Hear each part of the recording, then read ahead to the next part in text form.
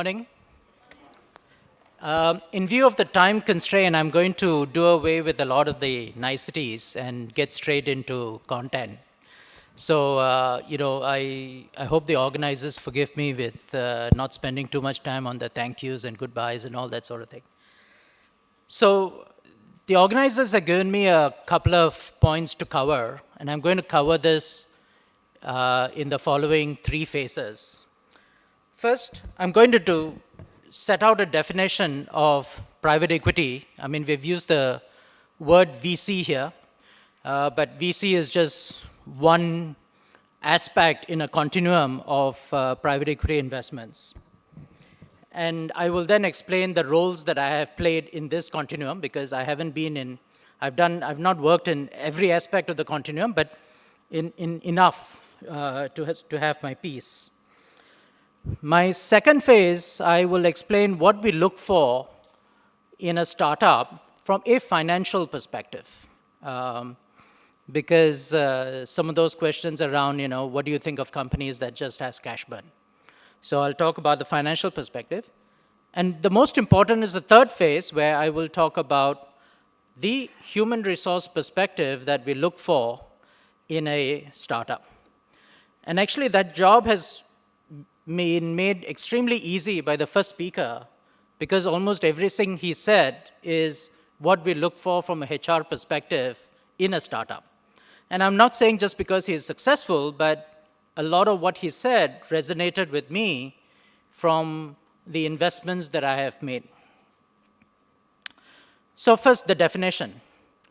Why do we call it private equity? It's only to differentiate it from public equity, right? So in the public equity, you go and raise money from all and sundry. You can go and raise money from the public.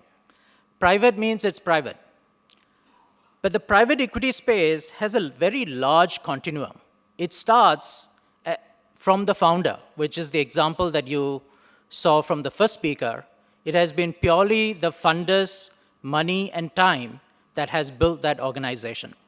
So that's the first private equity.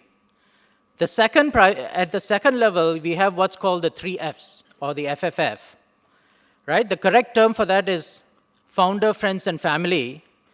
The corrupted version of it is friends, family, and fools, because those investments are the highest risk, and you could lose all your money. So I have made several investments in the FFF space. 3 I'm happy with, 1 I'm not. So we do lose at that stage. The next stage is what we call the angel investors, and the angels could be individuals or groups, all right? And here I've been pretty active as well. I'm the co-president of the largest angel network in the world for Chennai and Singapore, which is called the Keiretsu Forum. So I can talk a little bit about what angels look for in the private equity. Then there's a whole bunch of terminology that you will come up with. Seed stage investors, Series A investors, B investors, and all that sort of thing. Basically, it's just determining the stage of the investment, right? Angels and seed stage investors typically come in immediately after the FFF space, right? And then as the investment sizes grow bigger, then you have, instead of calling themselves venture capital, they often call themselves private equity. Then there is the companies that there are funds at the end of the spectrum, which are buyout funds. And again, this is, I actually run a buyout fund out of Singapore. And the buyout funds are focused on larger investments and in taking control of the companies. So they often tend to come in much later in the stage, right? So my experience is in the early stage and at the late stage. In between, I sort of know about it, but that's not where I have direct experience. But I thought this definition was important because people get very confused about these terminologies, right? So if you understand those terminologies, it becomes easier to understand, what it is, right? And very often, if somebody's got a fund, I think more important that you find out what their mandate is. So somebody would say they have a private equity fund, but are they focused on startups? Are they focused on seed? Are they focused on growth stage? Or will they only do buyouts? I mean, these are questions that you should ask when you are looking to raise funds. So with that definition, we'll move on to what we look for from a financial perspective. Now, most funds are institutions, right? And where did they get the money from? They got the money from investors who are called limited partners. Who are these limited partners? Typically high net worth individuals or fund of funds who are themselves institutions. So once you have institutions, the thing that you have to worry about, the institutions are concerned about is they are custodians, trustees of somebody else's money. And therefore, there is a huge process that goes on before they actually make their investment. And at the end of the day, they are accountable to somebody else. So there's only one single metric by which venture capital fund is measured. Venture capital funds are measured by the amount of money they make for their limited partners, period. Right? And if they make no money, they don't get, they may get their salaries, but they never get the bonuses which actually make venture capitalists rich. So there's a single metric that drives them, which is how do I make money? And how do I make money within the life of the fund? And typical fund life is 10 years, right? It can become as 7 plus 1 plus 1, 7 plus 2 plus 1, whatever it is. Typical fund life is 10 years. So if they can't exit in 10 years, they'll have to walk out of some of these investments, and you can almost be sure that they will not meet their thresholds and they will not meet the return. And that is almost the death of a fund.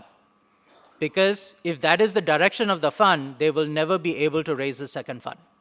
And if you can't raise a second fund and the third fund, that is history, right?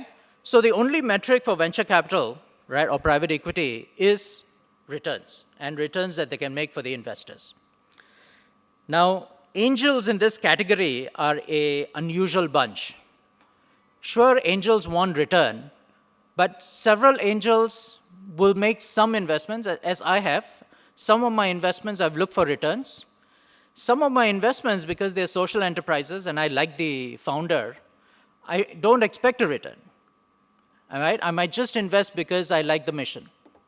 Some of us invest because we are attracted by the space. We think that the vision of these young people are so fantastic that we just want to have our hearts in something exciting. Right? So when you raise money from angels, it is really a mixed bag, right? You have to know what that angel is looking for. And often that is an upfront conversation for you to determine, are they looking for return? Are they looking for something else, right? But by and large, most investors are looking for a return. And the return for a simple reason, because the statistics on angel investing is very clear. A third of the investments that I make as an angel, I will never see the money back. A second third, I may see my capital back. It is the last third that's going to make me more than 50% IRR. And if you don't know what IRR means, maybe that's a conversation outside my talk. And overall, to make a return of at least the 40-year study in the United States says that angels make 27% IRR over the long term, right? Which is a very attractive return because capital market returns is about 10%, right? So there's a 17% premium provided you do a few things right. So angel investment is actually very attractive, but the money largely comes from a third of their investments. For venture capital, it is even worse, right? Venture capital are people who invest after the angels, right? So what we say growth stage investors, right? Series A, Series B, Series C. Now, most venture capital story is that they lose 2/3 of whatever they invest. So they have to make the money on the 1/3 of the investments. So you realize that the financial pressures on these institutions are actually very heavy, right? So sometimes when you sort of going to raise money and you have very difficult conversations with them, it's because you have to think of the other side. What are the pressures that they are going through? Because that's what's determining their behavior. Right.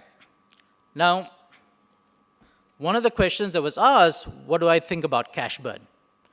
Now, this was the classic dot-com phenomenon in 2000, 2001, which was people invested into companies right? Solely because they were burning the most amount of cash.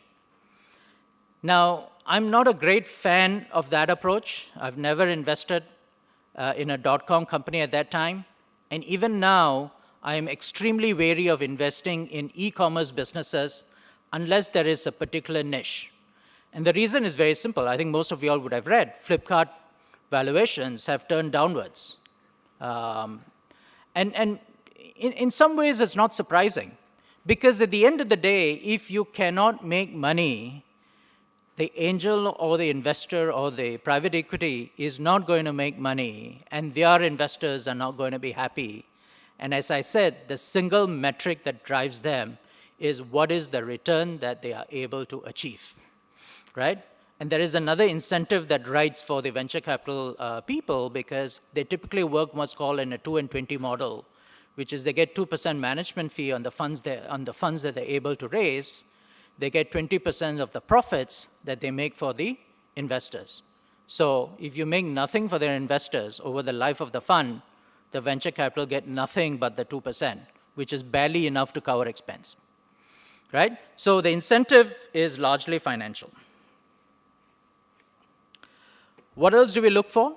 We look for innovative ideas. We look for we look for entries. Again, connecting it to my point that at the end of the day, returns drive everything. We also look at what is the entry valuation, right? So one of the tricky things is what is the price at which we invest so that we can achieve an exit that is reasonable, right? So if you're raising money and you are having a lot of difficult conversations around valuation, there is a reason for it, right? Because you might think that the company that you have is the greatest in the world, but the other side may have seen many of the like. In addition, they've had the experience of difficult exits, right? So they're looking at it and trying to figure out what is the exit that they can achieve, and which is why these valuation discussions can sometimes be extremely difficult, right?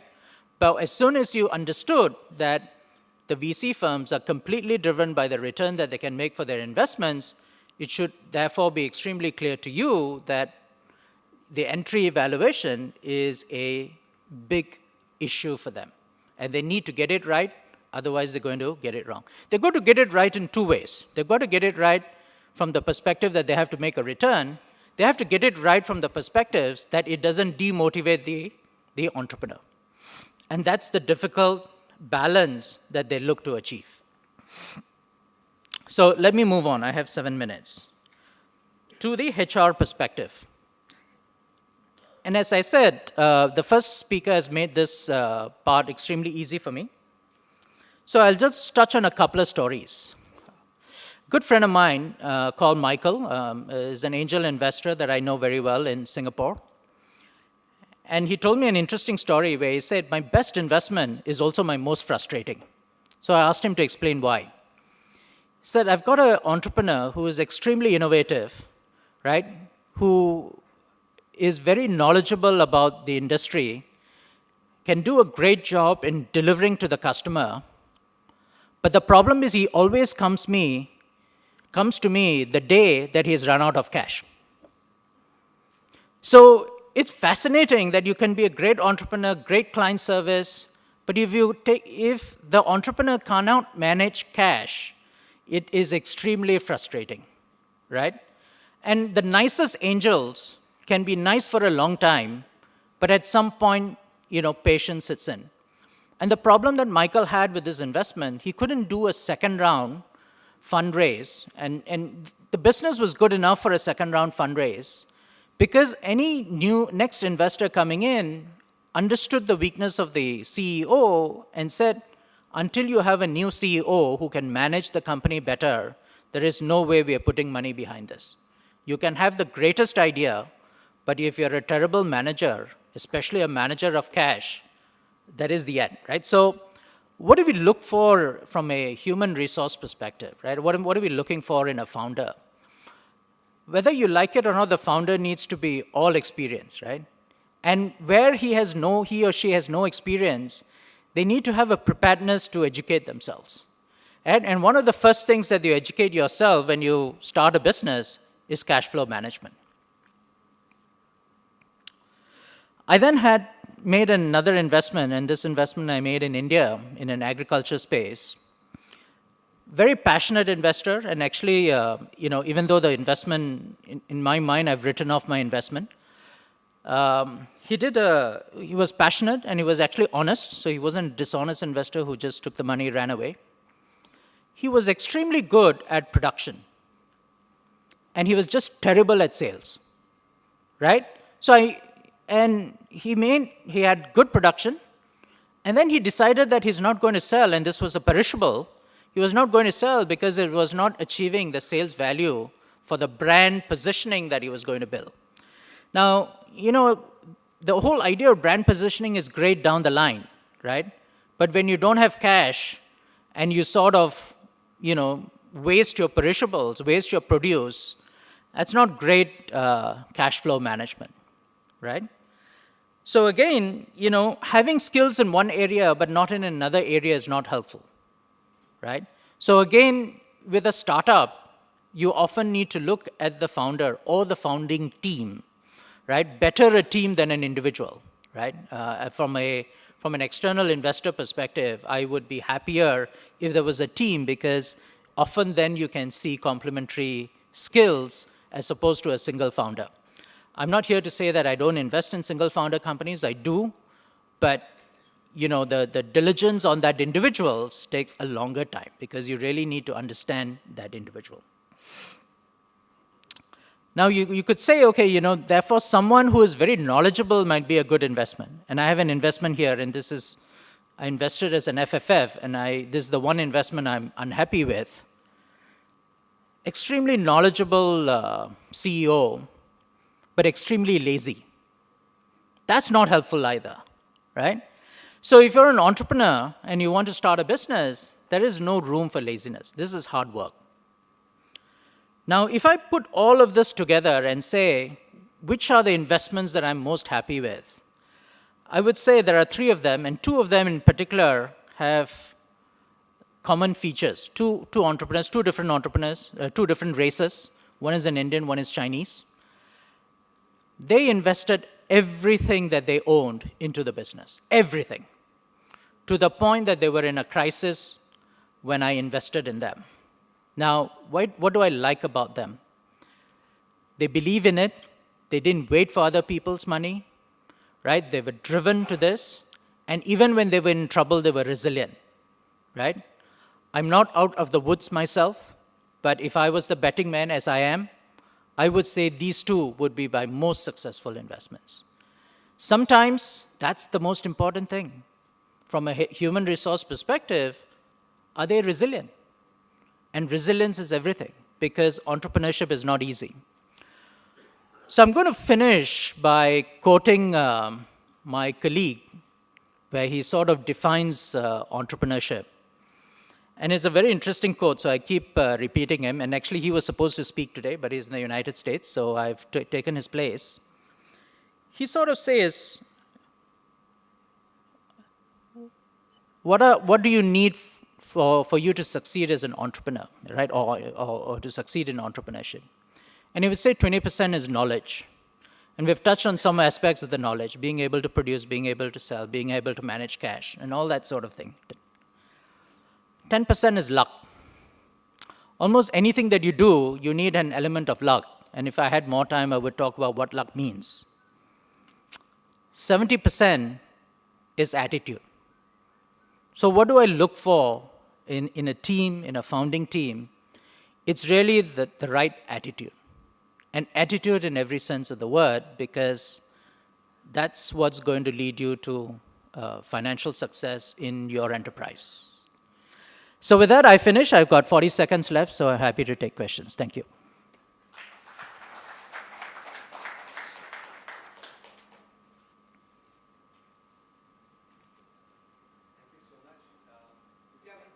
Please ask. We have time for one question out here, and during the break we can connect with him, right? I'm going to pass, sorry.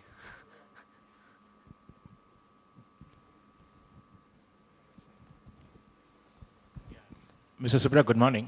Morning. What do you think are the forthcoming niche areas where a VC could or an angel investor could invest in India, especially taking into account the present economic situation or the present business situation? Yeah, it's very difficult to say this, but I would tell you from my perspective, I almost never touch e-commerce in India because there are too many of it, too much of it. I'm looking for innovation. I'm looking for local engineering companies. In fact, many of our investments, not just mine, including members of the Keiretsu Forum, has been technology that's coming out of the universities because they are actually building new engineering. And I think that is where India in particular has potential because you have the talent that can come up with very innovative technology which no one else in the world has come up with. Or they are able to come up with technology that's going to make those very equipment so much cheaper than anywhere else in the world. I think that's what's going to conquer the space. And I particularly look for that. I prefer the hardcore engineering companies to just another e-commerce play. Thank you so much. Let's give him a round of applause for his insights. I'd like to invite Anuj Gupta from People's HR to share with Sir a token of appreciation from HR Sangam.